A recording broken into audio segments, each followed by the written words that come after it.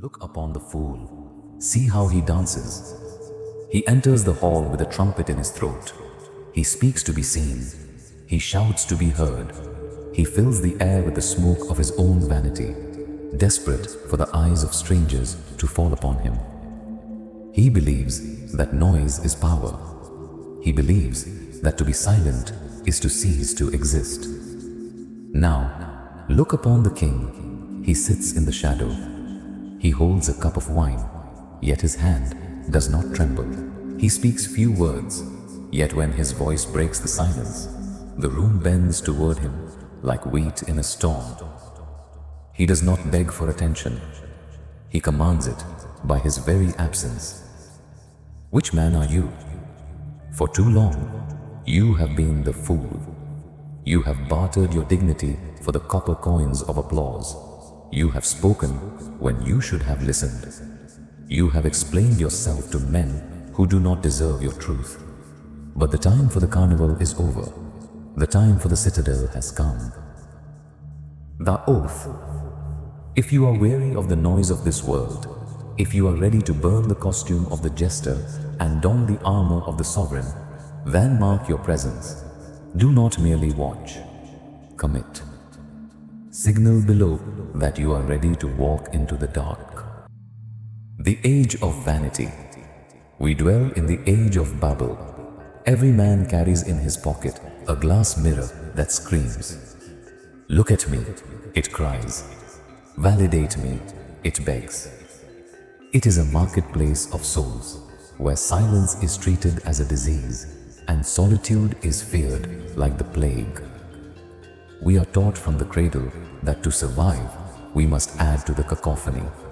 We are told that the empty wagon rattles the loudest, and so we rattle. We fear the void. We fear that if we do not project an image of perfection, the world will devour us. This is the great lie. Epictetus, the slave who became a master, whispered across the centuries, "He who is a slave to the opinions of others is a slave indeed." When you try to impress, you submit. When you boast, you kneel. You hand the crown of your sovereignty to the mob, begging them to place it upon your head. But a true king crowns himself. To reclaim your power, you must not do more, you must do less. You must master the art of subtraction. You must learn the 6 laws of the silent king. These are not tricks of the tongue, they are the laws of gravity. The 6 laws. The first law, the mirror of inquisition. Recall the last time a man sought to battle you with words. He came with his ego drawn like a sword, boasting of his deeds or challenging your honor. Your instinct was to draw your own blade, to parry, to strike back, to say, "I am greater than thou." This is the path of the child. The king does not fight the wind, he lets it blow. When a man pours out his vanity, do not interrupt, do not compete. Instead, offer him the mirror. Gaze into his eyes, hold the silence for a heartbeat, and utter the invitation. Tell me more of this matter. It is a simple spell. By refusing to compete, you ascend. You step off the battlefield and onto the balcony. You allow him to exhaust his energy while you conserve yours. You become the ocean that swallows the stone. He who asks the questions holds the lantern. He who answers merely walks in the path of the light. Let him speak. Let him reveal his nature. You remain the watcher. The second law, the wisdom of the void. There is a terror in the hearts of lesser men, that terror of the unknown. When the world asks a question they cannot answer, they panic, they weave lies, they construct a mask of false knowledge, for they fear that ignorance is a sin. But the oracle of Delphi named Socrates the wisest of men. Why? Because he alone knew that he knew nothing. To pretend is to be a liar, in the eyes of the gods. To admit ignorance is the highest form of courage. When the question comes and the answer is not in your hand, do not tremble. Stand firm in the void. Speak the words that shatter pride. I do not know. There is a thunder in those words. They signal to the court that you are a man of truth, a man who does not need to feign omnipotence to feel worthy. When a man is comfortable in his own ignorance, he is dangerous. For when he finally speaks and says, I know, the world believes him without question. The third law, the sanctuary. The world is full of broken men. They come to you carrying the heavy stones of their suffering.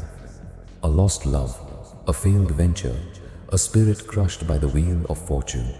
The fool rushes to fix. He offers clumsy tools. He says, you must do this, or it is not so heavy. He dismisses the pain because he is too weak to bear the sight of it. Do not be the fixer, be the sanctuary. The Stoic does not turn away from the fire, nor does he try to quench it with gasoline. He stands within it. When a brother lays his burden at your feet, do not kick it away with advice. Look upon him and grant him the dignity of his struggle. Say only, that is a heavy burden to bear. In that moment, you become the earth beneath his feet. You validate the storm without being swept away by it.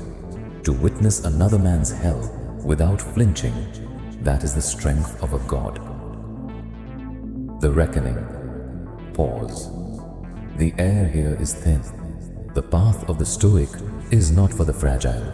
It requires you to kill the part of yourself that craves the comfort of a lie. I ask you now, are you still walking, or has the weight of the truth become too great? If you still stand, if your spirit is not yet broken by the discipline of silence, then prove it. Strike the like as a seal of your endurance. Let us see how few remain. The fourth law, the abyss. Now we approach the holiest of holies. The fourth law is not a word, it is the absence of the word. Silence. The weak man abhors the pause. It burns his skin. If there is a gap in the conversation, he fills it with the gravel of nervous laughter. He chatters to prove he is alive. The king befriends the abyss. Practice this. When a man finishes his speech, do not rush to fill the grave of silence. Wait. 1 breath, 2 breaths, 3 breaths. Let the silence hang in the air like a heavy curtain. In that space, the truth is revealed. In that space, the other man will feel the gravity of your soul. He will feel the urge to speak again, to explain, to seek your approval. He who can sit in the silence without shifting is the master of the room. As the ancients carved into stone, those who know do not speak. Those who speak do not know. The fifth law, the divine spark. Gratitude in the common tongue is cheap. Thank you is a coin so worn it has lost its face. It is given to the servant and the stranger alike. It marks the end of a transaction. But you seek a bond deeper than commerce. You seek to recognize the spirit. Do not merely thank the deed, honor the man. When a brother shows loyalty, when a friend shows courage, do not offer a common thanks. Look him in the eye and declare, I appreciate who you are. This is the piercing of the veil. You are saying, I see you. I see the virtue within you. I see the character you have forged. In a world that treats men as cogs in a machine, to be seen as a soul is a rare gift. Give it sparingly, but give it with the force of a hammer striking an anvil. The sixth law, the iron gate. And finally, the weapon, the shield, the word that divides the free man from the slave. No. How many times have you said yes with a dying heart? How many times have you drank from the cup of poison because you fear to offend the poisoner? You give your time to fools. You give your energy to the ungrateful. You carve pieces of your own flesh to feed the appetites of others. This is the death of the soul. Seneca, the advisor to emperors, warned us. We are tight-fisted with our money, yet we throw our time to the wind, though it is the one thing in which it is right to be stingy. To say no is to build a wall around your garden. It requires no excuse. It requires no apology. No is a complete sentence. I cannot walk that path with you.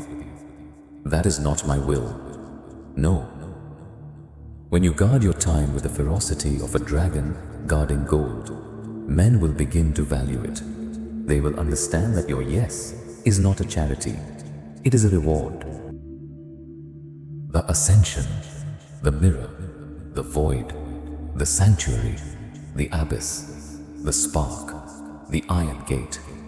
These are the 6 seals. When you weave these laws into the fabric of your days, you will feel a shift in the cosmos. The noise will fade. The frantic need to be light will turn into dust. You will no longer be the leaf blown by the hurricane. You will be the mountain that breaks the wind. This is the promise of amor fatit, love of fate. When you stop fighting for approval, you align with the stars.